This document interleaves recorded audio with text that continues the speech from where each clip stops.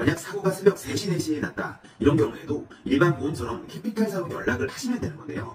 캐피탈사의 일반 업무 고객센터는 아침 9시, 저녁 6시까지밖에 업무하지 않습니다. 꼭 계약 이후 캐피탈사의 24시간 긴급 사고 접수 콜센터 전화번호를 핸드폰에 메모를 해주시고 새벽 3시든 4시든 5시든 사고가 났을 때 콜센터로 24시간 사고 접수 하시면 되는 거고요. 저 같은 경우에는 계약 완료 후 사고 접수 콜센터와 일반 고객센터 번호를 고객님과의 카톡에 꼭 공지로 올려놓고 있습니다. 연락처 필수 교환입니다.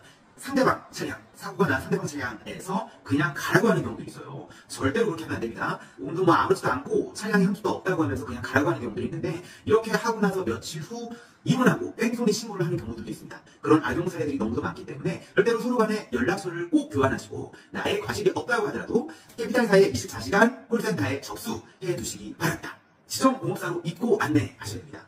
지정공업사로 입고 하셔야 됩니다. 캐피탈사의 24시간 콜센터에 전화를 하시게 되면 사고 접수를 하면서 가까운 지정공업사로 안내해 줍니다. 절대로 고객님께서 개인적으로 아시는 공업사로 가시면 안 됩니다. 자기네들은 대파사고가 아니라면 사고 한 건당 면책금 30만원만 내면 되는 것인데 타 공업사로 입고 가시는 경우 모든 수리비를 전부 부담하셔야 됩니다. 절대로 아는 그냥 공업사로 가시면 안 되고요. 렌트사와 업무 제휴되어 있는 전국 지정공업사로 안내받고 입고 가셔야 됩니다. 다음은 대체 서비스입니다. 대체 서비스란 내 차가 사고가 나서 수리를 일주일 들어간다고 하면 그 사이에 내가 잠시 타고 다닐 수 있는 차량에 대한 사고 대체를 말하는 건데요. 장기 렌트 같은 경우에는 홈쇼핑 광고와는 달리 보통 렌트사에서 대차 서비스가 없는 셀프 정비 상품으로 진행을 합니다. 이럴 경우에는 대차 서비스를 받을 수가 없고요. 그런데 간혹 셀프 정비의 경우도 대차가 되는 렌트사가 있습니다. 예를 들어 현대캐피탈 같은 경우에는 셀프 정비로 진행을 하시더라도 대차 서비스가 들어가는 경우들이 있어요. 그리고 다른 렌트사들 같은 경우에도 지정공업사에 들어가시게 되면 해당 공업사에서 남는 차량이 있다면 대차를 해주는 경우들이 있습니다.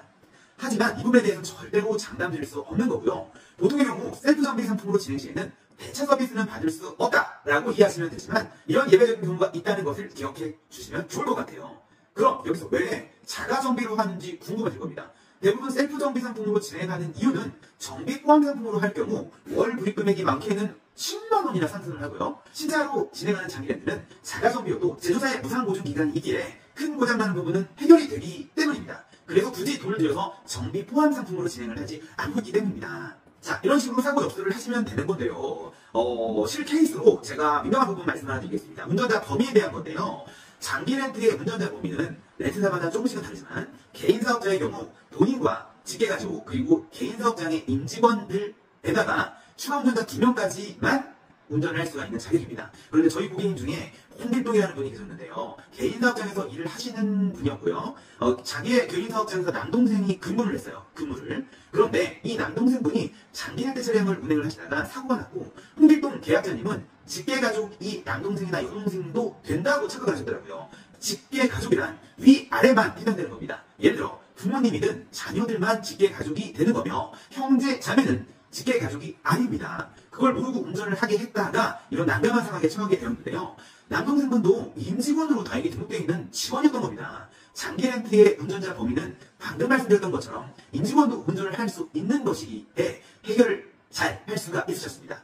차가 출고되기 전에는 월 불입 금액이 가장 민감하시고 중요하겠지만 계약 이후에는 운전자 범위와 월 불입 금액에 대한 비용 처리가 가장 중요합니다. 특히 운전자 범위는 정말 민감한 부분이기에 정확히 숙지를 하셔야 되고 이런 어려운 상황이 생기게 되면 저희가 또 자문해 드릴 수 있으니까요. 언제든지 편하게 문의 주시면 되겠습니다.